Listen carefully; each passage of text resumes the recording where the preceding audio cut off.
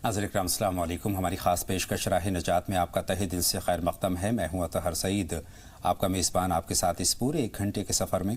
और नाज़रीन, आपके तमाम तर सवालात के जवाब देने के लिए हमारे साथ हमारे स्टूडियो में तशरीफ़ फरमा हैं मौलाना महमूद अहमद क़ासमी साहब, मारूफ़ आलिम दीन और इस्लामिक स्कॉलर मौलाना महमूद अहमद क़ासमी साहब का स्टूडियो में हम तहे दिल से इस्तक़बाल करते हैं, पुरतपा खैर मक़दम करते हैं। नाज़रीन, राह निजात में हमारा आज का मौजू है समाज में बढ़ती बुराइयाँ, असबाब और हल। हज़रात, जैसे जैसे ज़माना तरक्की कर रहा है, नई नई बातें, नई नई चीज़ें मंज़र आम पर आ रही हैं, हमारे जीने के अंदाज़ बदल रहे हैं, पहनने ओढ़ने के अंदाज़ में तब्दीली आ रही है। आदाब व अंदाज़ की अगर बात करें तो फिर वो भी अब पहले जैसे नहीं रहे हैं। ये तब्दीलियाँ जहाँ एक तरफ हमें तरक्की के रास्ते पर ले जा रही हैं, तरक्की के रास्ते पर हमें गामज़न कर रही हैं, वहीं कुछ अहम बातों में हम नाज़रीन तनज़्ज़ुली का भी शिकार हो रहे हैं। पहले जो बातें आप जानते हैं कि जो मायूब मानी जाती थी, अच्छी नहीं मानी जाती थी, वही बातें आज हमारे स्टेटस का हिस्सा बन गई हैं, स्टेटस सिंबल बन गई हैं। मुआशरे में शर्म व हया की बात करें, अदब व एहतराम की बात करें तो इनका फुक़दान हो गया है। सूद के लेन देन में भी अमूमन कोई गुरेज़ नहीं किया जा रहा है, या फिर दूसरी बहुत सारी बुराइयाँ हैं, उन बुराइयों से भी हम कहीं ना कहीं कोई गुरेज़ नहीं कर रहे हैं। तो इन बहुत सारी बातों पर, बहुत अहम मुद्दों पर मौलाना महमूद अहमद क़ासमी साहब से हमारी तफसीली रहनुमाई हम हासिल करने जा रहे हैं। लेकिन सबसे पहले ये जान लेना ज़रूरी है कि मुआशरे में वो कौन सी बुराइयां हैं जो अंदर ही अंदर हमारे समाज को, हमारे मुआशरे को मौलाना साहब खोखला कर रही हैं। यहाँ से अपनी बात का आगाज़ करते हैं। अस्सलामु अलैकुम व रहमतुल्लाहि व बरकातुहू। अल्हम्दुलिल्लाहि वहदह वस्सलातु वस्सलामु अला मन ला नबिय्य बअदह, अम्मा बाद।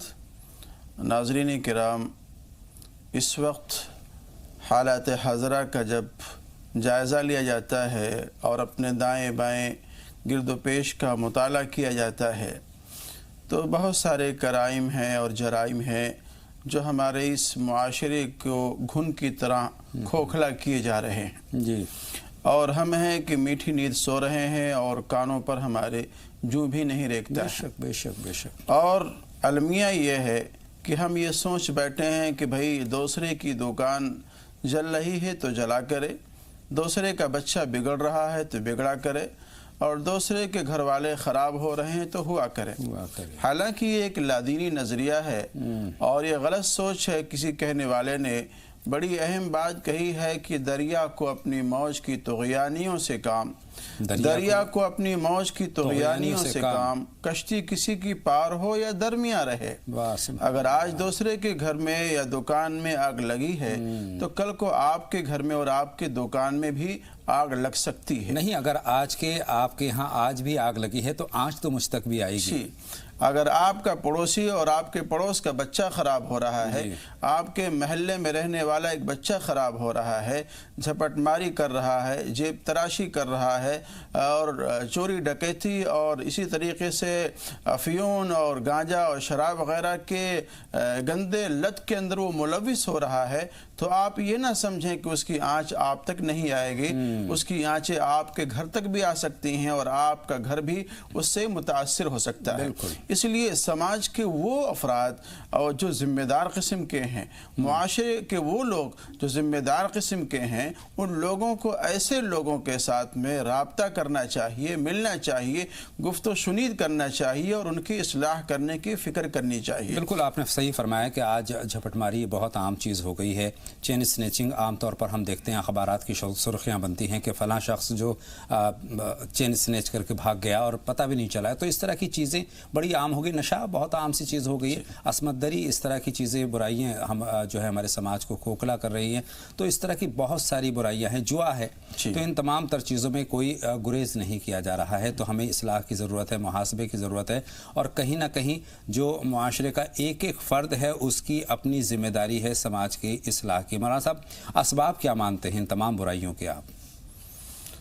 इसमें सबसे बड़े असबाब और अवामिल जो हमें समझ में आ रहे हैं जी, वो सबसे बड़े असबाब और अवामिल हमारे ज़िम्मेदारों का, ख़ास तौर से माँ बाप का इस मामले से पहलू तही अख्तियार करना है और अपने औलाद को नज़रअंदाज करना है, उनको बेमहाबा छोड़ देना है और उनसे गुफ्तो शुनीद ना करना है, उनसे बासपुरस ना करना है।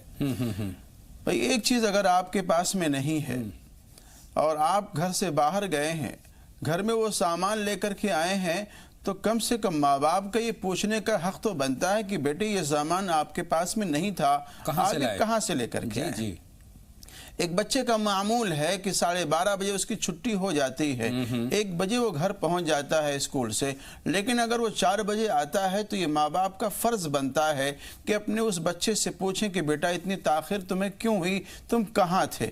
ایسے ہی رات میں آوارہ گردی کرنا، بچوں کو ادھر ادھر گھومنا اور رات کے دیر میں آنا، لیٹ نائٹ گھر کے اندر آنا اور بچوں کو پھر باز پرس نہ کرنا، ان سے پوچھنا نہیں، یہ تمام کی تمام آزادیاں ایسی ہیں جو ان کو بے محابہ کر رہی ہیں اور ان کو نڈر کر رہی ہیں، اور معاشرے کے اندر ان کو آزادانہ گھومنے کا جو ایک طور طریقہ ہم عطا کر رہے ہیں، اس سے بہت ہی زیادہ ہمارا معاشرہ بگڑ رہا ہے۔ آپ دیکھ لیں کالونیوں کا کتنا برا حال ہے، تنزلی کا شکار ہے، بالکل تنزلی کا شکار ہے۔ آپ چھوٹے چھوٹے بچوں کو دیکھ لیں، وہ سگریٹ نوشی کر رہے ہیں، چھوٹے بچوں کو دیکھ لیں، وہ بھری ہوئی سگریٹیں جس کے اندر شاید نشے وغیرہ کی کوئی چیزیں ہوتی ہیں، اس کو بھر کے وہ پیتے ہیں۔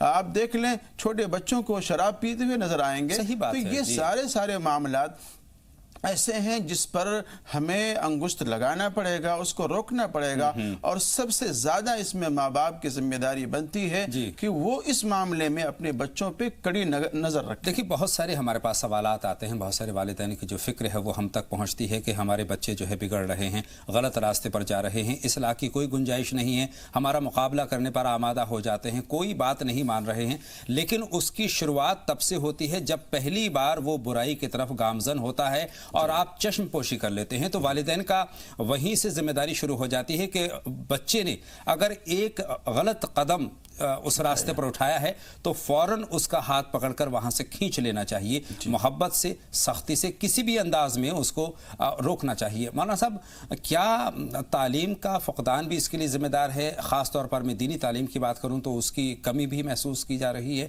ان تمام تو برائیوں کی طرف لے جانے میں ان تمام تر چیزوں کی کمی محسوس کرتے ہیں؟ ایک حدیث میں کوٹ کر دوں، المرء مع خلیلہ فَلْيَنْظُرْ أَحَدُكُمْ مَنْ يُخَالِلْهُ، کہ انسان اپنے دوست کے دین پر ہوتا ہے، اس کے ملت پر ہوتا ہے، اس کے رویے پر ہوتا ہے، تو اس کو دیکھ لینا چاہیے کہ کس کے ساتھ میں دوستی کر رہا ہے۔ جی، صحبت، ملنا جلنا، اٹھنا بیٹھنا۔ ماں باپ کو یہ بھی دیکھنا پڑے گا کہ میرا بیٹا کس کے ساتھ میں اٹھتا بیٹھتا ہے، کن لوگوں کے ساتھ میں اٹھنا بیٹھنا ہے، کس کے ساتھ میں اس کا یارانہ ہے، کس کے ساتھ میں کھانا پینا ہے۔ عموماً ہوتا یہ ہے کہ اچھے لوگوں کی صحبت اتنی اثر انداز نہیں ہوتی ہے جتنے برے لوگوں کی بری صحبت آپ پر اثر انداز ہو جاتی ہے۔ برائی ہمیشہ جلدی لگتی ہے، تو اس پر بھی بالکل دھیان دینا چاہیے والدین کو بھی اور خود اس شخص کو بھی کہ اس کا کس کے ساتھ میں ملنا جلنا ہے، کس کے ساتھ میں اٹھنا بیٹھنا ہے، کس کے ساتھ میں یارانہ ہے۔ اگر اس کو لگتا ہے کہ میرا دوست، میرا یار، میرا ملنے جلنے والا، اس کی ڈگر کوئی اور ہے، اس کا راستہ کوئی اور ہے، یا اس کی سوچ اور فکر کچھ اور ہے، تو اس کو فوراً وہیں سے یو ٹرن لے لینا چاہیے اپنی زندگی کے اندر کہ نہیں، یہ ہمارے دوستی کے لائق نہیں ہے، ہمارے محبت کے اور یاری کے لائق نہیں ہے، اس کے ساتھ میں ہمیں اٹھنا بیٹھنا نہیں ہے۔ اور دوسری بات، جہاں تک تعلیم کی بات آپ نے کہی ہے، تعلیم ایسی تعلیم جو انسان کو اللہ سے جوڑے، رسول اللہ سے جوڑے، جو اس بات کو آپ کو بتلائے کہ ہاں اس کے کرنے سے تمہیں دنیا کے اندر بھی رسوائی ہے اور آخرت میں بھی رسوائی ہے، حلال و حرام کی تمیز، جائز ناجائز کی تمیز، اچھے برے کی تمیز، اخلاق و ادب کی تمیز، یہ تمام چیزیں ہمیں اپنے بچوں کو سکھانا ہے اور انہیں دلانا ہے۔ اور ایک بات میں اور عرض کروں گا کہ ہمارا جو گھرانہ ہے اور ہمارا جو ماحول ہے، اس گھرانے میں ماحول میں اگر ہم دیکھیں گے تو ہمارے جو مرد حضرات ہیں وہ کسی نہ کسی اعتبار سے دین کی باتیں سنتے رہتے ہیں، اجتماعات کی شکل میں، جمعوں کی شکل میں، عید بقرعید کی شکل میں اور دیگر شکلوں میں وہ سنتے رہتے ہیں دین کی باتیں۔ لیکن ہمارے گھروں کی جو خواتین ہیں، اولاً تو وہ پڑھی لکھی نہیں ہیں، تعلیم کا ان کے اندر فقدان ہے، اتنا شعور نہیں ہے کہ وہ دین کی کتابوں سے کچھ مطالعہ کر کے وہ کچھ اخذ کر لیں، حاصل کر لیں۔ ان کے لیے تعلیم کا نظم نہیں ہے، ان کے لیے دعوت و تبلیغ کا کوئی نظم نہیں ہے، ان کے لیے اجتماعات کا کوئی نظم نہیں ہے، ان کے لیے دین کی باتیں سنانے کا کوئی نظم نہیں ہے۔ اور یاد رکھیں کسی بھی گھر کو صحیح کرنے کے لیے، اس کو اچھا بنانے کے لیے ہمارے خواتین کا جو کردار ہے وہ بہت ہی زیادہ اہم ہے۔ اس لیے ان کو ان کی تعلیم کی طرف، ان کی تربیت کی طرف، ان کے اخلاق کی طرف اور ان کے دعوت و تبلیغ اور ارشاد کی طرف ہمیں فکر کرنی چاہیے۔ بہت اچھی بات آپ نے بتائی، خواتین کا پڑھا لکھنا ہونا بہت ضروری ہے۔ اگر وہ تعلیم یافتہ ہے تو آنے والی پیڑھیاں تک تعلیم یافتہ ہوں گی، اگر وہ باسلیقہ ہے تو ہماری اولادیں، ہماری آگے آنے والی نسلیں جو ہیں باسلیقہ ہوں گی۔ اگر ہماری آج کی خاتون بہتر ہے، نمازی ہے، پرہیزگار ہے، متقی ہے، تو آنے والی نسلیں انشاءاللہ تعالی اچھی ہوں گی، ہمارا جو مستقبل ہے وہ تابناک ہوگا، اس میں کوئی شک و شبے کی گنجائش نہیں ہے۔ مولانا صاحب، اب ہم اصلاح معاشرہ کی اگر بات کریں تو والدین کا کردار کی ہم نے بات کی ہے کہ انفرادی طور پر اگر ہم اپنے گھر میں دیکھتے ہیں تو ہمارے والدین کو اپنے بچوں کی تربیت پر خاص خیال رکھنا چاہیے، خاص طور پر ان کی تعلیم، اور تعلیم میں بھی دینی تعلیم اور دنیاوی تعلیم کے درمیان میں ایک توازن قائم ہونا چاہیے تاکہ وہ اچھا شہری بنے، اچھا دیندار انسان بنے۔ اس کے علاوہ کیا کچھ اصلاح معاشرہ کے لیے کیا جا سکتا ہے؟ دیکھیے بہت ساری تنظیمیں ہیں، بہت ساری سوسائٹیاں ہیں جو نیکوکاری کا، اصلاح معاشرہ کا، خیر کے کاموں کا وہ دم بھرتی ہیں اور اس کے لیے اپنے آپ کو ٹھیکیدار مانتی ہیں، اور بڑے بڑے کانفرنسیں کر کے وہ اس میں ہزاروں لاکھوں کروڑوں روپے خرچ کر کے اس میں اپنے آپ کے رقوم کو اور قوم و ملت کے رقم کو برباد کرتی ہیں۔ اگر وہ چھوٹے چھوٹے لیبل پہ، ایک محلے کے لیبل پہ، ایک قصبے کے لیبل پہ، چھوٹے چھوٹے لیبل پہ ایسے افراد اور ایسے لوگ جن کے بارے میں لگتا ہے کہ واقعی وہ بدکرداری کا حامل ہے، وہ بدروش کا حامل ہے، ایسے لوگوں کو وہاں کے مقامی لوگوں کے ساتھ میں رابطہ کر کے ایسے لوگوں کو اکٹھا کیا جائے۔ اور یاد رکھیں اطہر بھائی کہ نوجوان کسی بھی قوم کا مستقبل ہوتا ہے۔ جی بے شک، بے شک، نوجوان کسی بھی قوم کا مستقبل ہوتا ہے۔ اگر کسی قوم کا نوجوان بگڑ جاتا ہے، وہ متاثر ہوتا ہے کسی نشے کا اور کسی چیز کا، وہ عادی مجرم بن جاتا ہے تو پوری قوم اس سے متاثر ہوتی ہے۔ وقت کی تنگی ہے، کالرز ہمارے منتظر ہیں، لیکن ہم اس نتیجے پر ضرور پہنچے ہیں کہ اصلاح معاشرہ ہمارے گھر سے شروع ہونا چاہیے، برائیاں ہمارے گھر سے شروع ہونی چاہیے۔ انفرادی اصلاح کی سب سے اہم ضرورت ہے، اس کے بعد سماجی طور پر بھی ہم ایک دوسرے کی ہماری ذمہ داری بنتی ہے کہ اگر کوئی کسی محلے کا بچہ اگر کوئی برائی کی طرف گامزن ہے تو اس کو سمجھا کر بجھا کر اس کے والدین سے بات کر کے اس کو روکا جائے۔ تمام برائیاں رکیں گی تو ایک اچھا شہری ضرور ہمارے سامنے آئے گا، اور انشاءاللہ تعالی ہماری بات بہت سارے نوجوان بھی سن رہے ہوں گے۔ نوجوانوں کو بھی یہ سمجھ لینا چاہیے مولانا صاحب کہ ہم اگر اچھے راستے پر گامزن ہوں گے تو نہ صرف اپنے گھر کا نام روشن کریں گے، اپنے محلے کا نام روشن کریں گے، اپنے شہر کا نام روشن کریں گے، بلکہ اپنے ملک کے لیے بھی بہت کچھ کرنے کی تمنا ان کے ہر ایک نوجوان کے دل میں ہوتی ہے۔ کہ ان نوجوانوں کی دماغ میں یہ بات آ چکی ہے کہ جیب تراشی کرنا، چاقو زنی کرنا، مارنا پیٹنا، ڈاکہ زنی کرنا، یہ سب ترقی کی علامت ہے، یہ کامیابی کی شارٹ کٹ ہے، لیکن یہ مستقل کامیابی نہیں ہے۔ ہمیں سمجھنا ہوگا کہ مستقل کامیابی کا راستہ جو ہے وہ دھیما ضرور ہے لیکن کامیابی کی طرف لے جاتا ہے۔ مولانا صاحب انہی کلمات کے ساتھ اپنے کالرز کی طرف ہم رخ کرتے ہیں۔ راشدہ صاحبہ ہماری پہلی کالر ہے ممبئی سے اپنے سوال کے ساتھ۔ خیر مقدم آپ کا بہن راشدہ، سوال پوچھیں۔ راشدہ صاحبہ سوال پوچھیں۔ غالباً راشدہ صاحبہ ہماری فون لائن پر نہیں ہیں۔ ترنم صاحبہ کانپور سے ہماری فون لائن پر آ چکی ہیں، جانتے ہیں ان کا کیا سوال ہے۔ خیر مقدم آپ کا بہن ترنم، سوال پوچھیں۔ ہاں، السلام علیکم۔ وعلیکم السلام، آپ کا کیا نام ہے بھائی؟ میرا نام محمد محسن ہے۔ محسن صاحب خیر مقدم آپ کا، فرمائیں کیا سوال ہے؟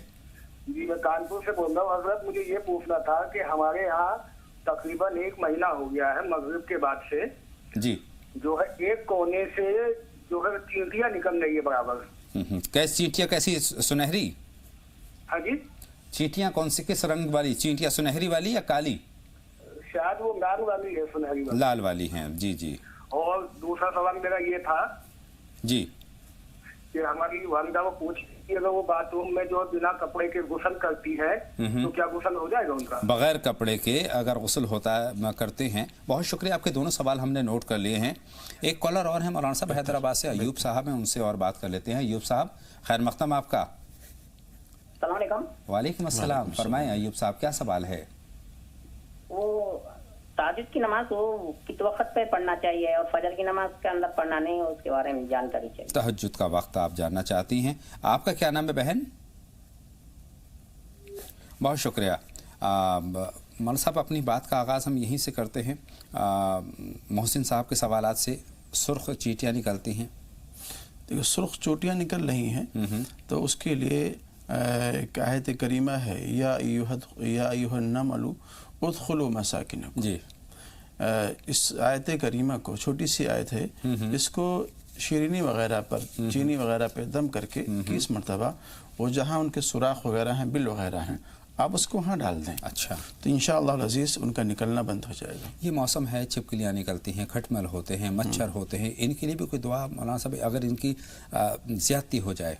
अभी तो खैर चींटियों का मसला है। जी जी और जी। चींटियों के लिए इस आयत करीमा को, या अय्युहन्नमलु उदखुलू मसाकिनकुम, इसको पढ़ करके किसी शीरीनी वगैरह पर उसको दम करके 21 मरतबा वहाँ सुराख पे डाल दें, तो इंशाअल्लाह अज़ीज़ उनका निकलना बंद हो जाए। इनका दूसरा सवाल ख़वातीन के गुस्ल के ताल्लुक़ से है।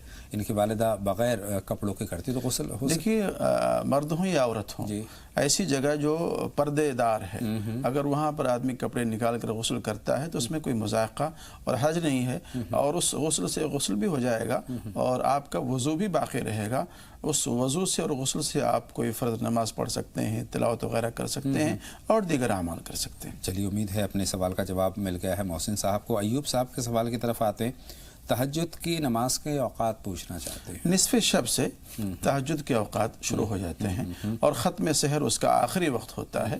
ख़त्म सहर के मौके पर वहाँ पर तहज्जुद की नमाज मौक़ूफ़ करते हैं। बेहतर वक्त कौन सा है इसका? देखिए, बेहतर वक्त ये है कि जब आप तीसरा पहर हो, जी, रात का तीसरा पहर हो और लोग ख्वाब खरगोश में मह हैं और मस्त हैं, उस वक्त बिल्कुल सन्नाटा सा होता है और बहुत ही मकबूलियत का वक्त होता है वो। और अल्लाह की तरफ से एक मुनादी आवाज़ भी देता है, हल मिन मुस्तग़फ़िरिन फ़अग़फ़िरहु, कि है कोई इस्तग़फ़ार करने वाला, मैं उसके इस्तग़फ़ार को कबूल कर लूँ। है कोई रोज़ी मांगने वाला, मैं उसको रोज़ी दे दूँ। कोई मुब्तलाए मुसीबत है तो मैं उसको मुसीबत से छुटकारा दे दूँ। उस वक्त में एक निदा भी आती है, आवाज़ भी आती है। उस वक्त में अगर आप अल्लाह की बारगाह में खड़े हों, तहज्जुद की नमाज़ पढ़ें, तो बहुत ही ज़्यादा वो अच्छा वक्त होता है और मकबूलियत का वक्त होता है। बहुत शुक्रिया। संजीदा खानम साहिबा कर्नाटक से सवाल पूछना चाहती हैं। खैर मक़दम आपका। संजीदा खानम साहिबा, सवाल पूछें। जी, संजीदा खानम साहिबा, सवाल पूछें। टीवी की आवाज़ बंद कर दीजिए और सवाल पूछिए बहन संजीदा। मेरे बेटा डीलिंग करता है, अब उसमें गाड़ियाँ बिक्री नहीं है, उसके वास्ते दुआ करो। गाड़ी फ़रोख्त नहीं हो रही है गालिबन जी। बहुत शुक्रिया, आपका सवाल हमने नोट कर लिया है। और एक मरतबा फिर राशिदा साहिबा हमारी फ़ोन लाइन पर हमसे जुड़ चुकी हैं मुंबई से अपने सवाल के साथ। खैर मक़दम आपका राशिदा साहिबा, सवाल पूछें।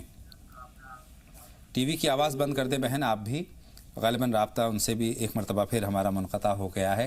बहन संजीदा खानम का सवाल आपके पास है मौलाना साहब। गाड़ी उनके बच्चे की फ़रोख्त नहीं होती है, गालिबन गाड़ी की ख़रीदो फ़रोख्त का उनका कारोबार है। या नाफ़िअ 101 बार पढ़ लें और पढ़ करके किसी पानी वगैरह में दम कर लें, और दम करके जो उनकी अपनी गाड़ियां हैं, गाड़ियों के अंदर उसका छींटा वगैरह मार दिया करें, या उन गाड़ियों में बैठ के पढ़ लिया करें इस वजीफ़े को, और पढ़ के दम कर लिया करें, तो इंशाअल्लाह अज़ीज़ उस कारोबार में नफ़ा भी होगा और उनकी गाड़ियाँ फ़रोख्त भी होंगी इंशाअल्लाह ताला। उम्मीद है बहन संजीदा को भी अपने सवाल का जवाब मिल गया है। मौलाना साहब, क्या वजूहात हैं जिनकी वजह से हमारे कारोबार में कहीं ना कहीं रुकावट आती है? अक्सर बेशतर हमारे पास सवाल आते हैं हमारे नाज़रीन के, और वो अपने कारोबार से परेशान रहते हैं। इन्नल्लाह यब्सुतु रिज़्क़ लिमन यशा व यक़दिर, अल्लाह जिसके लिए चाहता है रोज़ी को कुशादा करता है, जिसके लिए चाहता है कम कर देता है। ये तकवीनियात में से हैं, इसको बदला नहीं जा सकता। ये अल्लाह का अपना निज़ाम है। इंसान को अपनी सही करना चाहिए, कोशिश करना चाहिए, तको-दो करना चाहिए, और तलब हलाल के लिए उसको निकलना चाहिए। उसको जस्तजू जो है वो ठीक होनी चाहिए, सही होनी चाहिए, और उसकी नीयत भी ठीक हो। और उसके साथ साथ जो औराद वज़ाइफ उसको बतलाए जाते हैं, औराद वज़ाइफ करे। और ख़ास तौर से 2-3 बातें ऐसी हैं जो रिज़्क़ हलाल के मिलने में बहुत ही ज़्यादा مفید اور معاون ہیں۔ اولاً تو نماز پڑھیں، نماز کے ساتھ ساتھ میں درود شریف کی کثرت، اور تیسری چیز ہے استغفار کی کثرت۔ استغفار اور درود شریف اور نماز، یہ تین چیزیں بہت ہی ممد و معاون ہیں، تو اس کو اپنی زندگی سے ترک نہیں کرنا چاہیے، چھوڑنا نہیں چاہیے، اس کو کرتے رہنا چاہیے۔ اور ایمانداری کا بھی دامن نہیں چھوڑنا ظاہر سی بات ہے، ایمانداری تو ایک اس کاروبار کے لیے، معاملے کے لیے بہت ہی جزو لا ينفك ہے۔ صحیح بات ہے، چاہے آپ دفاتر میں کام کر رہے ہوں، چاہے آپ دکان چلا رہے ہیں، کوئی اور کاروبار کر رہے ہیں جس میں لین دین ہوتا ہے، تو اس میں ایمانداری کا رویہ ہماری کامیابی کا ضامن کہا جا سکتا ہے۔ بہت ساری چیزیں ہوتی ہیں، سماجی برائیوں کی ہم بات کر رہے ہیں تو ان میں یہ بھی ہے، کم تولنا ہے، بے ایمانی ہے، ملاوٹ ہے، ملاوٹ خوری کا آج ہم شکار ہیں، تو ملاوٹ خوری سے بھی ہمیں گریز کرنا چاہیے۔ یہ بھی سماجی جو بڑی برائیاں ہیں ان میں شامل ہو چکے ہیں، چونکہ آپ کی جو ملاوٹ ہے دوسرے کی جان پر بھی بناتی ہے، اس کی وجہ سے بہت ساری چیزیں ایسی ہیں جن میں اگر آپ ملاوٹ کرتے ہو، دوسرا اس چیز کو استعمال کرتا ہے تو وہ کسی نہ کسی ایسے مرض میں مبتلا ہو جاتا ہے جو اس کی جان کے لیے خطرہ ہوتا ہے۔ مولانا صاحب جی، تو اس طرح کی چیزوں سے ہمیں کس طرح سے گریز کرنا چاہیے؟ کیوں ہم دوسرے کی جان کے دشمن بن گئے ہیں؟ کیوں ہمیں آخرت نظر نہیں آتی ہے؟ ہم ان تمام چیزوں سے کیسے گریز کریں؟ یہ بہت سارے سوالات ہیں۔ اصل میں ہے کیا کہ جو خوف خدا ہے وہ ہماری زندگی سے نکل چکا ہے، اور وہ اس چیز سے ہم بالکل عاری ہو چکے ہیں۔ اگر آپ کہیں تو ایک چھوٹی سی بات میں عرض کر دوں۔ سیدنا عمر ابن خطاب رضی اللہ تعالیٰ عنہ کہیں گزر رہے تھے، ایک چرواہا ملا، اس چرواہے سے کہا کہ بھائی ایک بکری کا بچہ اس میں سے مجھے ہدیہ کر دو۔ اس نے کہا میں تو اس کا مالک نہیں ہوں، میں اس کا مالک نہیں ہوں۔ تو عمر ابن خطاب نے کہا بھائی تمہارا مالک تو دیکھ نہیں رہا ہے اور غیب کے بارے میں اس کو کچھ خبر ہی نہیں ہے، اگر تم دے دیتے ہو تو کوئی مذائقہ نہیں ہے، اور کہہ دینا کہ بھائی کوئی بھیڑیا آیا تھا جو اچک لے گیا اس کو۔ تو اس چرواہے نے کہا کہ نہیں، اگر میرا مالک نہیں دیکھ رہا ہے یا موجود نہیں ہے اور وہ غیب کا مالک نہیں، تو کم سے کم جو تمام مالکوں کا مالک ہے وہ تو دیکھ ہی رہا مجھے۔ تو عمر ابن خطاب رضی اللہ تعالیٰ عنہ نے دیکھا کہ دیکھو ایک چرواہا، معمولی درجے کا آدمی جس کی کوئی حیثیت نہیں، اس کا ایمان اور خوف خدا اتنا مضبوط ہے کہ وہ ایک اپنا بکری کا بچہ دینے کو تیار نہیں ہے، تو اس کے مالک کے پاس میں گئے اور اس مالک سے خرید کر کے اس کو اللہ کے نام پر آزاد کر دیا۔ تو یہاں یہ نہیں دیکھنا چاہیے کہ وہ چرواہا ہے یا کوئی بڑے عہدے کا مالک ہے، بس خوف خدا کی ضرورت ہے۔ اگر CCTV کیمرے آپ لگا لیں، چوکیدار لگا لیں، پہرے دار رکھ لیں، اگر اس آدمی کے دل کے اندر بے ایمانی ہے، چور ہے، کھوٹ ہے اور خوف خدا نہیں، تو کہیں نہ کہیں سے وہ چوری کا کام کر لے۔ صحیح بات ہے، صحیح بات تو یہ ہے کہ ہماری نیت میں صفائی ہونی چاہیے، ایمان پختہ ہونا چاہیے، اور برائی کا تصور بھی ہمارے دل میں نہیں ہونا چاہیے، ہم یقیناً بہتر انسان بنیں گے۔ سیدہ صاحبہ سے بات کریں گے، ہماری فون لائن پر آ چکی ہیں۔ خیر مقدم، آپ کا سوال پوچھے بہن، بنارس سے سوال پوچھ رہی ہیں سیدہ صاحبہ۔ ٹی وی کی آواز بہن بند کر دیجئے اور سوال پوچھیے۔ جی السلام علیکم۔ وعلیکم السلام، فرمائیں سیدہ۔ جی میری 4 سال کی لڑکی ہے نا، شروع سے ہی سنتی نہیں ہے، اور جب سنتی نہیں تو بولتی نہیں ہے۔ سنتی اور بولتی نہیں، آپ نے ڈاکٹر کو دکھایا ہی ہوگا؟ جی اس کی نا پیچھے کی سننے کی دونوں نس بند ہے۔ بہت شکریہ بہن، آپ کا سوال ہم نے نوٹ کر لیا ہے، اور اس تعلق سے مولانا صاحب کی رہنمائی ہم حاصل کریں گے۔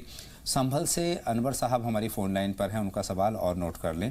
خیر مقدم، آپ کا انور صاحب سوال پوچھیے۔ السلام علیکم۔ وعلیکم السلام، فرمائیں کیا سوال ہے؟ انور بول رہے ہیں۔ جی خیر مقدم آپ کا۔ جی میں یہ معلوم کرنا چاہتا ہوں کہ یہ جو وتر کی نماز پڑھتے ہیں تیسری رکعت میں، جیسے ہم کوئی جگہ وہ پڑھتے ہیں، آیت پڑھتے ہیں اور وہ بھول جاتے ہیں، دوبارہ سے اسے پڑھیں گے یا تو دوسری پڑھ لیں تو کوئی بات تو نہیں؟ بہت شکریہ۔ رب الناس پڑھ لیا آخر میں، پھر اس کے بعد یہ لگا کہ شاید کہ وہ پڑھی تھی کل اللہ پڑھ دیا تو بہتر ہو جائیں گے، صحیح ہے دوبارہ دہرانا پڑیں گے؟ جی مولانا صاحب دیکھیے، دوبارہ تو دہرانی نہیں پڑے گی، اس کے اندر جو ترتیب ہے اس میں مثال کے طور پر میں بتا دوں ان کو کہ اگر پہلی رکعت میں انہوں نے اذا جاء پڑھ لیا ہے، جی ٹھیک ہے، دوسری رکعت میں تبت یدا پڑھ لیا انہوں نے، تیسری رکعت میں اس ترتیب سے ان کو سورہ اخلاص پڑھنا چاہیے. اب سورہ اخلاص انہوں نے نہ پڑھ کر کے غالباً جو کہنے کا مقصد ہوگا ان کا سورہ فلق یا سورہ ناس پڑھ لیا انہوں نے یا ترتیب الٹی کر دی انہوں نے, تو ایسی شکل میں وہ نماز ان کی ہو جائے گی, اس کو دہرانے کی ضرورت نہیں پڑے گی. بہت شکریہ. امید ہے انور صاحب کو اپنے سوال کا جواب مل گیا ہے. سنجیدہ صاحبہ کا بنارس سے سوال ہے. 7 برس کا ان کا بچہ ہے اور وہ سننے اور بولنے سے قاصر ہے. ایک آیت ہے, اس کو ذرا سن لیں. وَنُنَزِّلُ مِنَ الْقُرْآنِ مَا هُوَ شِفَاءٌ وَرَحْمَةٌ لِّلْمُؤْمِنِينَ وَلَا يَزِيدُ الظَّالِمِينَ إِلَّا خَسَارًا. اس آیت کریمہ کو آپ ایک مرتبہ اور سن لیں. وَنُنَزِّلُ مِنَ الْقُرْآنِ مَا هُوَ شِفَاءٌ وَرَحْمَةٌ لِّلْمُؤْمِنِينَ وَلَا يَزِيدُ الظَّالِمِينَ إِلَّا خَسَارًا. اس آیت کریمہ کو آپ 11 مرتبہ پانی میں دم کریں, دم کر کے اس بچے کو پلا دیا کریں, روزانہ پلائیں, یا 11 مرتبہ پڑھ کر کے اس کے کانوں میں دم کر دیں. اللہ رب العزت چاہے گا تو جو قوت سماعت کو سلب کرنے والا ہے, چھیننے والا ہے, وہ دینے والا بھی ہے. اللہ تعالیٰ کی ذات پہ بھروسہ بھی رکھیں. اللہ کی ذات پہ بھروسہ رہنا چاہیے, اور ہم بھی یہاں سے دعا گو ہیں کہ ان کا بچہ اللہ تعالیٰ بولنے ان اور کو سننے لگے. صحت کاملہ عاجلہ دائمہ مستمرہ عطا فرمائے. بہت شکریہ مولانا صاحب. اکرام اللہ صاحب ہماری فون لائن پر ہے, ان سے ہم بات شروع کرتے ہیں. اکرام اللہ صاحب خیر مقدم, آپ کا سوال پوچھیں. جی فرمائیں. سوال یہ, کیا میں سوال کروں مولوی صاحب؟ جی فرمائیں, کیا سوال ہے, کیا جاننا چاہتے ہیں؟ یعنی کہ جمعہ کی نماز جو ہے اذان کے ساتھ بیان ہوتا ہے اور اس کے بعد 2 رکعت نماز پڑھی جاتی ہے. یہ اردو میں بیان ہوتا ہے اور اس کے بعد فوراً 2 رکعت نماز پڑھی جاتی ہے, جمعہ ختم ہو جاتی ہے. اور دوبارہ تمل میں جو ہے اذان دی جا رہی ہے اور تمل میں بیان ہوتا ہے اور اس کے بعد 2 رکعت نماز ایک ہی مسجد میں 2 جمعہ ہو رہی ہے. یہ جائز ہے یا نہیں؟ دیکھیے, ہم صحیح طریقہ جو جمعے کا ہے وہ مولانا صاحب سے جاننا چاہتے ہیں. مولانا صاحب, جمعے کی نماز کا صحیح طریقہ بھائی اکرام اللہ تک پہنچائیں. دیکھیے, جمعے کا جو صحیح طریقہ ہے, جی اذان دے دی گئی, لوگ مسجد میں اکٹھا ہو گئے, جی, اور خطبہ دے دیا گیا. 2 خطبے ہوتے ہیں. عموماً جو خطبہ یہ دیا جاتا ہے عربی میں 2 خطبے, بہت سے لوگ اس سے پہلے بیان بھی کرتے ہیں, تقریریں کرتے ہیں, دین کی باتیں واضح و نصیحت ہوتی ہے 15-20 منٹ, آدھا گھنٹہ. بیان تو اگر ہو نہ ہو, اس وہ جمعے کا حصہ نہیں ہے. وہ جمعے کا حصہ نہیں ہے, خطبہ جمعے کا حصہ ہے. اور جو فقہ نے فرمایا ہے کہ یہ دونوں جو خطبے ہیں, اول اور آخر, دوسرا خطبہ, یہ 2 رکعتوں کے قائم مقام ہیں. اسی لیے کہا گیا ہے کہ جب مؤذن اذان دے دے اور خطیب اپنے خطبے کے لیے مصلی پر آ جائے, ممبر پہ آ جائے, تو فلا صلاۃ ولا کلام, تو کوئی نماز بھی نہیں ہے, کوئی بات چیت بھی نہیں, سب لوگ بالکل مح ہو کر کے بس امام کا خطبہ سنیں اس وقت میں. تو یہ 2 رکعت, یہ 2 خطبے 2 رکعتوں کے قائم مقام ہیں. اس کے بعد 2 رکعت نماز ادا کی جاتی ہے. اس کے بعد امام نے سلام پھیرا, دعا وغیرہ ہوئی. پھر جو بات کی جو سنتیں ہیں, وہ سنتیں آپ پڑھ کر کے اپنے گھر اور اپنے آفس میں جائیں, جس کے بارے میں حضرت اشارہ کر رہے ہیں. دراصل مجھے لگ رہا ہے کہ وہاں پر 2 مرتبہ جمعے کی نماز ہوتی ہے, شاید جگہ کے کم ہونے کی وجہ سے, جگہ کے تنگ ہونے کی وجہ سے, شاید انتظامیہ نے ایسا کیا ہوگا کہ بھئی جگہ کم ہوگی تو ایک ٹائم طے کیا ہوگا کہ بھئی 1:30 بجے جمعہ ہوگا, پہلا جمعہ, اور دوسرا جمعہ ہوگا 1:45 پر ہوگا, 1:45 بجے ہوگا. تو شاید ایسا ہو رہا ہوگا وہاں پر جگہ کی قلت کی بنیاد پر. اگر یہ سچویشن ہے, یہ کنڈیشن ہے, تو جو سنتیں بیچ میں رہ رہی ہیں, جو چھوڑ کے چلے جاتے ہیں, وہ قطعاً غلط ہے.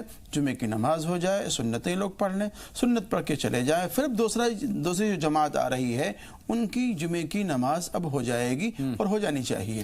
اصل میں ہے کیا مسئلہ, جی, کہ جمعہ جماعیت سے ماخوذ ہے, جس کے اندر ازدحام ہو, بھیڑ ہو, بھاڑ ہو, ساری چیزیں ہوں. اس میں یہ سب چیزیں ملحوظ خاطر ہونی چاہیے. اگر جگہ ہے آپ کے پاس میں, اسپیس ہے, تو جمعے کی نماز کو آپ ڈیوائیڈ نہ کریں. لیکن اگر جگہ کی تنگی ہے تو شرعاً اور عذراً یہاں پر آپ کو پرمیشن دی جا سکتی ہے کہ آپ 2 جمعہ. لیکن اتنا وقت ضرور دینا چاہیے کہ سنت وغیرہ سے فارغ ہو جائیں سبھی لوگ. شاہد علی صاحب منتظر ہیں احمد آباد سے اپنے سوال کے ساتھ. فرمائیں شاہد صاحب, کیا سوال ہے؟ وعلیکم السلام. وعلیکم السلام. شاہد صاحب, اپنے ٹی وی کی آواز بند کر دیجئے اور سوال پوچھیے. نہیں, ہم ٹی وی کا باہر ہے.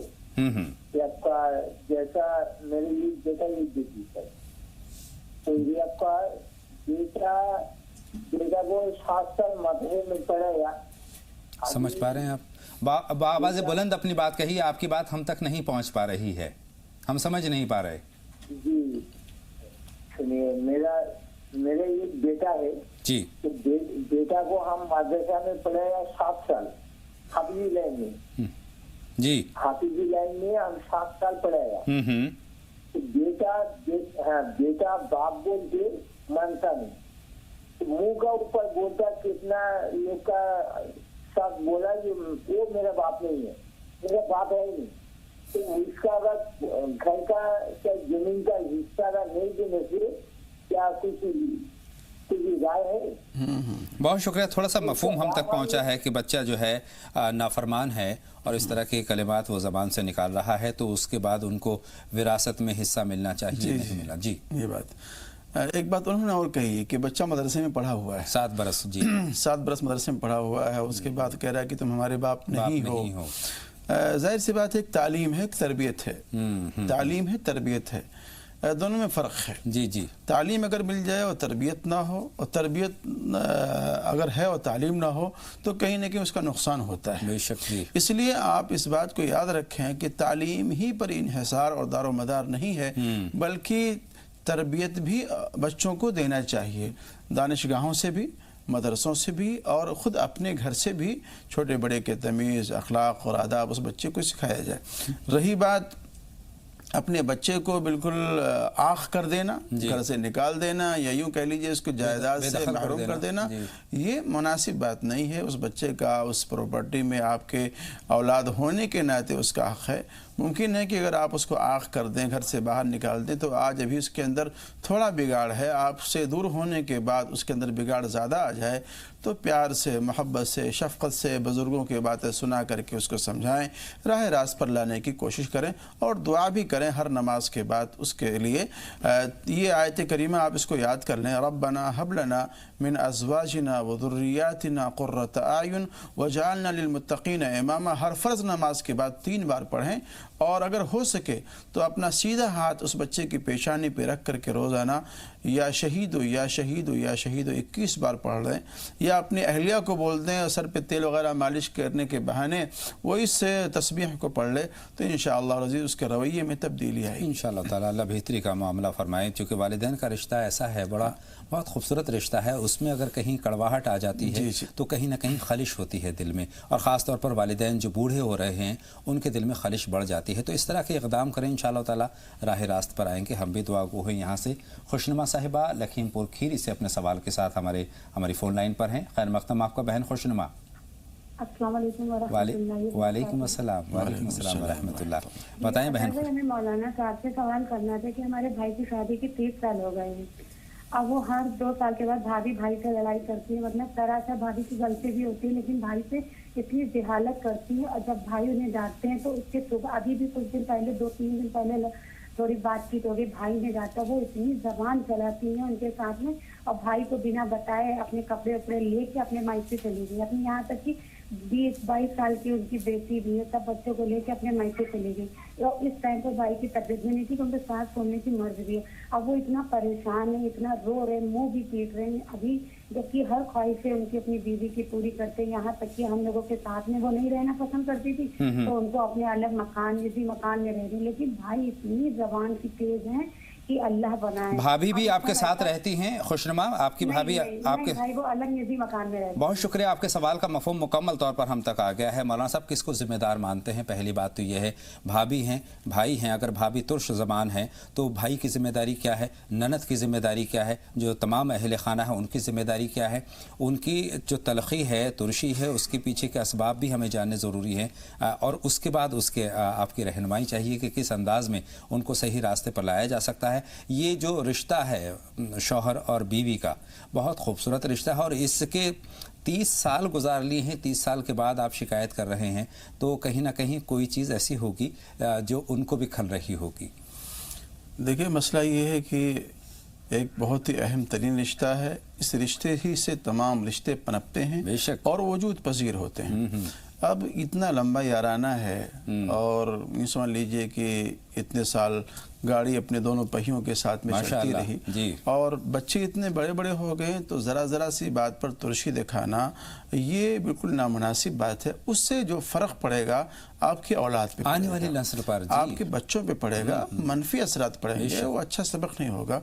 और मैं तो कहूँगा कि थोड़ा सा ऊंच नीच ज़िंदगी के इस पड़ाव पे, ज़िंदगी के इस पड़ाव पे आने के बाद में नज़रअंदाज करना सीखें, बर्दाश्त करना सीखें और क़ुव्वत बर्दाश्त, ये बहुत ही अहम तरीन चीज़ है।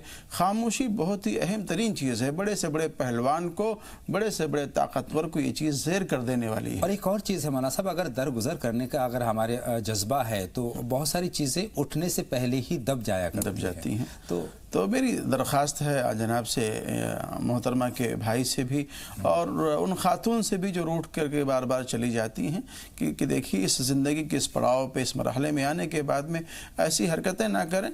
हो सकता है कि कोई बातें आपको उनके नापसंद आ रही हों, लेकिन बहुत सारी बातें तो आपको उनकी पसंद आ रही होंगी और 100% हर इंसान के अंदर आदतें ऐसी हों जिस पर इत्तेफाक किया जाए, ऐसा नहीं होता है। मुस्बत रवैया होना चाहिए। सफ़ा व दामा कदर, जो चीज़ें अच्छी लगें आपको, आप उसको ले लें, हासिल कर लें, अख्ज़ कर लें, और जो चीज़ें आपको नापसंद है उसको दरगुजर कर दिया करें। ये मिजाज हमें अपनाना चाहिए, ख़ास तौर से घर के निज़ाम को सुधारने में, संवारने में। और उम्र के इस पड़ाव में एक दूसरे के सहारे की सख्त ज़रूरत होती है। उनको ये भी समझना चाहिए कि शौहर के साथ मोहब्बत का मामला हमें बरकरार रखना चाहिए। दोनों एक दूसरे का सहारा, जैसे जैसे उम्र बढ़ती है मौलाना साहब, एक दूसरे की ज़रूरत ज़्यादा महसूस होने लगती है। एक तस्वीर बतला देता हूँ, या वाजिदो या वाजिदो, ये 111 मरतबा इसको शौहर उसको पढ़ने के बाद अगर खाना वगैरह है तो उसमें दम कर दें, पानी है तो उसमें दम कर दें, या अगर नहीं दम कर सकते हैं तो तसव्वुर करके, ख्याल करके अपनी अहलिया का इसको पढ़ लें, तो इंशाअल्लाह अज़ीज़ जो बाहम मोहब्बत और एकानगी है और दोस्ती ही इंशाअल्लाह वो बाक़ी रहे। आमीन सुम्मा आमीन। ज़रीन साहिबा है मध्य प्रदेश से अपने सवाल के साथ। खैर मक़दम आपका बहन ज़रीन, सवाल पूछें। ज़रीन साहिबा फरमाएं, क्या जानना चाहती हैं? वालेकुम अस्सलाम। बाबाज़ बुलंद अपनी बात हम तक पहुंचा दीजिए ज़रीन साहिबा। हाँ, मैं अपने बच्चे के लिए, रोजगार के लिए कोई दुआ या ये कुछ ना मौलाना साहब से। ठीक है बहन, आपका सवाल हमने नोट कर लिया है, रोज़गार में खैर बरकत के लिए। एक कॉलर और है मौलाना साहब, आप इजाज़त दें तो उनसे भी बात कर लूँ। अब्दुल रशीद साहब बाराबंकी से सवाल पूछना चाहते हैं। खैर मक़दम आपका अब्दुल रशीद साहब। रशीद साहब सवाल पूछें। हाँ, अस्सलाम वालेकुम मदद। वालेकुम अस्सलाम, फरमाइए। जी मौलाना, ये उनसे सवाल पूछना है कि नमाज ज़ोहर अगर हमारी क़ज़ा हो जाती है तो क्या क़ज़ा नमाज हम असर और मगरिब के दरमियान में अदा कर सकते हैं? बहुत शुक्रिया आपका। क्या मसला है? दूसरी बात हमारी फिर ये है कि हम गवर्नमेंट जॉब में हैं, तो ये पूछना है कि कसर नमाज हमारी कितनी लंबी मुसाफरत पर पढ़नी पड़ती है। सवाल मेरा इसलिए पैदा हो रहा है कि मैं इलेक्शन ड्यूटी में गया था जी, तो पहले मैं बाराबंकी गया, कमोबेश 50 किलोमीटर, फिर वहां से मैं अपने पोलिंग बूथ पे गया तकरीबन 40 किलोमीटर, तो 90 किलोमीटर हो गया। लेकिन अगर मैं डायरेक्ट वहां जाता पोलिंग बूथ पे तो कमोबेश मेरा 15 किलोमीटर टाइम बच जाता। तो क्या ऐसी सूरत में नमाज़े क़स्र मुझे कैसे पढ़नी चाहिए? बहुत शुक्रिया और आप काबिल मुबारकबाद हैं। हम इस बात के लिए मुबारकबाद देना चाहते हैं कि इतनी फ़िक्रमंदी का आपने इजहार किया है। नमाज के लिए हमारी फ़िक्रमंदी का इसी तरह से मुजाहिरा होना चाहिए। हमें फ़िक्र होनी चाहिए कि 5 वक्त की नमाज सही अदा हो। मौलाना साहब देखिए, जहाँ तक मुसाफिर के मसाफत का मसला है, जी, वो मसाफत तकरीबन 70 किलोमीटर और 70-75 किलोमीटर के आसपास में है। अगर आप इतनी दूर की मसाफत कर रहे हैं, चल रहे हैं, तो आप मुसाफिर हो जाएंगे। और इस दौरान में या वहाँ पहुँच करके आप जो नमाज़ें पढ़ेंगे वो क़स्र वाली नमाज़ें पढ़ेंगे। जैसा कि आजना ने बतलाया है कि पहले वो उस ड्यूटी पे गए, फिर ड्यूटी से फिर वहाँ पोलिंग बूथ ज्वाइन करने के लिए फिर आगे गए, तो चाहे वहाँ अपने उस ठहरने की जगह पे गए या फिर वहाँ से जहाँ पर ड्यूटी थी पोलिंग बूथ वहाँ गए, तो ये दोनों चीज़ें एक ही ज़ुमरे में शुमार होंगी। उनका कहना यह है कि मैं जिस रास्ते से गया उससे सफ़र तकरीबन 90 किलोमीटर हो गया, लेकिन अगर मैं दूसरा या तरीके से या दूसरे रास्ते से जाता तो 15 किलोमीटर सफ़र कम हो जाता। लेकिन उन्होंने एक्चुअल में तो 90 किलोमीटर सफ़र किया। हाँ, सफ़र किया है, तो उस दौरान में वो मुसाफिर हो गए। और सफ़र की जो शुरुआत होती है, अपना जो इलाका है, जो سرحد ہے گاؤں کی، اس علاقے سے، اس سرحد سے جیسے آپ آگے نکلیں گے آپ کا سفر شروع ہو جائے گا. مثال کے طور پر دہلی ہے، دہلی میں اگر آپ ریلوے اسٹیشن پر آپ موجود ہیں تو وہاں پر اگر آپ کی نماز کا وقت ہو گیا ہے تو آپ اس وقت میں مقیم کی نماز پڑھیں گے. لیکن جیسے ہی آپ کی ٹرین دہلی اسٹیشن سے باہر نکل جاتی ہے اور دہلی کا جو علاقہ ختم ہو جاتا ہے، غازی آباد شروع ہو جاتا ہے، پھر آپ وہاں سے آپ کا سفر شروع ہو جائے گا. جو بھی نماز آپ پڑھیں گے وہاں مسافروں والی نماز آپ پڑھیں گے. ظہر کی نماز عصر میں پوچھنے کی اجازت؟ دیکھیں جہاں تک ظہر کی نماز قضا کی بات ہے، اگر قضا ہو گئی ہے تو پہلے آپ ظہر کی نماز قضا کر لیں، اس کے بعد پھر عصر کی نماز آپ پڑھ لیں. یہ طریقہ اپنا ہے، اس لیے کہ عصر کی نماز کے بعد میں کوئی اس طرح کی نمازیں جو مکروہ اوقات ہیں اس میں نہیں پڑھنا چاہیے. بہت بہت شکریہ. امید ہے عبدالرشید صاحب کو اپنے سوال کا جواب مل گیا ہوگا. اور ہمارا جو آج کا اہم موضوع تھا، سماج میں جو برائیاں ہیں ان کے تعلق سے ہم نے بات کی، اسباب ہم نے جاننے کی کوشش کی، ان کے حل پر بھی بات کی.